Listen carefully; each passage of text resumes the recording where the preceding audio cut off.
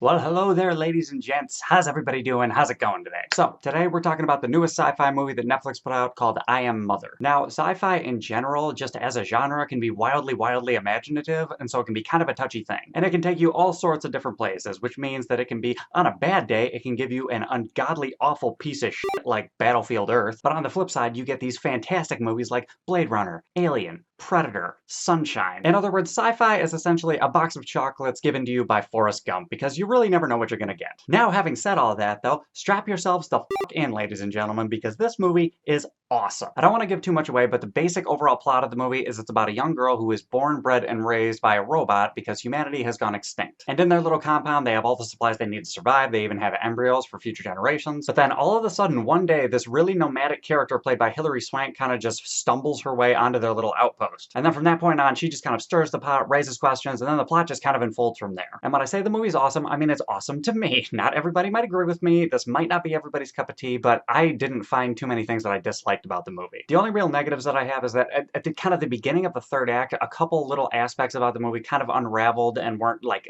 totally 100%. Just very minor things, like the acting took a little bit of dip and like visually it just felt like slightly inconsistent. The only other issue I have is that the young girl, the main character, I felt like she would have been a little bit more questioning about things, because the way the character was presented to her, she's presented as very smart, knowledgeable, but also loyal, so maybe she wouldn't have asked a lot of questions or too many questions, but I felt like she could have like delved a little deeper into the history of humanity, which in turn would also illustrate some of the made-up history in this movie for the audience members as well. But yeah, pretty much besides all that, this movie was solid as fuck. Hilary Swank was good as usual. Rose Byrne did a really good job as the voice of the robot, and I don't know who played the young girl. I don't know if she's been in other things, but I thought she was really good in this movie, and I hope she does other things. And as far as visual effects go, I don't know how much exactly they used that was just CGI or actual practical, especially with the robot, but all that looked very good, and they did a really awesome job of portraying the robot as this really intimidating thing that could kill you at any second, but also at the same time that the robot can be incredibly compassionate for some reason. And I'm not over the moon about the music, but it was still very